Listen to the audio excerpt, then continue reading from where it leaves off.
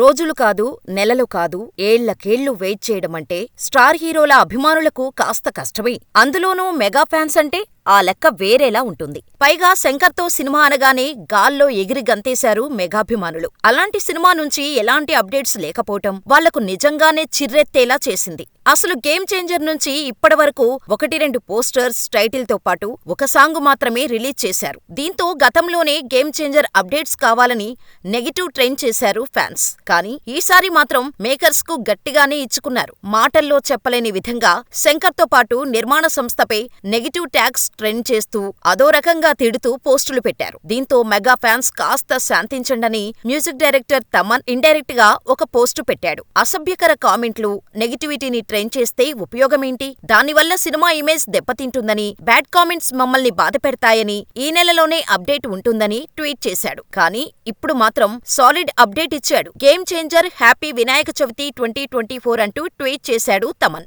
దీనికి సై అన్నట్టుగా నిర్మాణ సంస్థ శ్రీ వెంకటేశ్వర క్రియేషన్స్ ఒక ఎమోజీతో రిప్లై ఇచ్చింది. అంటే సెప్టెంబర్ 7న వినాయక చవితి సందర్భంగా గేమ్ చేంజర్ నుంచి అదిరిపోయే అప్డేట్ రాబోతుందని కన్ఫర్మ్ అయిందన్నమాట.